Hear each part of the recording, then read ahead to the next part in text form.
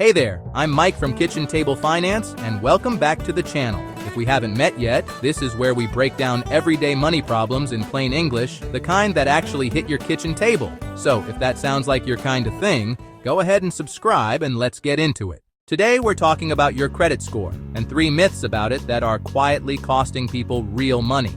And this matters because your credit score affects the interest rate on your car loan, your mortgage, sometimes even your insurance. It's one of the most powerful numbers in your whole financial life, and a lot of what people believe about it is just plain wrong. So let's clear it up. Myth number 1, checking your own credit score hurts it. This one keeps millions of people from ever looking at their own credit, and it's completely false. When you check your own score, that's called a soft inquiry, and it has zero effect. You could check it every single day and nothing would happen. What actually causes a small, temporary dip is a hard inquiry. And that only happens when you apply for new credit, like a loan or a new card. So checking your own credit isn't just safe, it's smart. It's how you catch errors and spot fraud early. Avoiding it doesn't protect your score, it just leaves you in the dark. Myth number 2, you need to carry a balance to build credit. This one isn't just wrong, it's expensive, and it might be the costliest money myth out there. A lot of folks believe that leaving a little balance on the card each month somehow helps their score. It doesn't, not even a little. What the scoring models actually reward is paying your balance in full and on time. Carrying debt from month to month does 2 things, and both are bad for you. It charges you interest, and it can raise your credit utilization, which hurts your score. And that brings me to a number worth burning into your memory.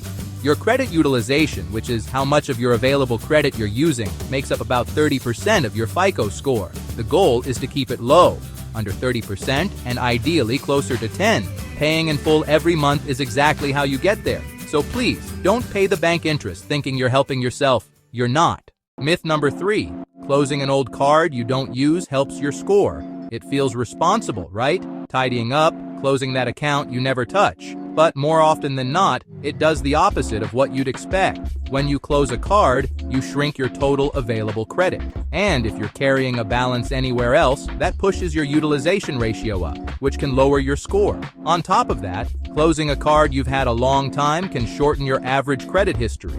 And a longer history actually helps you. So if that old card has no annual fee, it's usually better to just keep it open. Put one small recurring charge on it, like a streaming subscription, and set it to auto pay. That keeps it active with no effort at all. Now I'll be straight with you, there are exceptions. If a card charges a high annual fee you're not getting your money's worth from, or if keeping it around tempts you to overspend, then closing it can be the right call. Just do it knowing the trade-off instead of assuming it helps. Now here's something worth knowing, because the rules are actually changing in 2026. Newer credit scoring models are starting to factor in things like your rent and your utility payments, which is great news if you've got a thin credit file.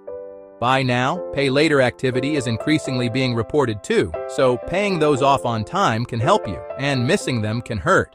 And in a real win for a lot of families, paid medical collections and medical debts under $500 are being removed from credit reports. But through all of it, the fundamentals haven't changed. Pay on time, keep your balances low, and keep your good accounts open. Now I want to be straight with you. This isn't financial advice, it's just plain information to help you understand how your credit really works. But knowing these myths is one thing. If the real weight on your shoulders is credit card debt itself, that's a different challenge. And it takes a real plan to dig out, not a minimum payment that drags on for years. That's exactly why I put together the Debt Defense System. It's a complete, step-by-step guide to getting out from under credit card debt, and you can find it linked in the description below. And hey, if this helped, do me a favor and hit subscribe, so these kitchen table money tips keep showing up in your feed. I've also got a whole library of short, focused mini courses on everyday money problems, from cutting hidden fees to fixing your grocery budget. Come check those out when you're ready to go deeper. That's it for today. Just remember, the system counts on you not paying attention. The moment you start paying attention, you take all its power back. I'm Mike from Kitchen Table Finance. I'll see you in the next one.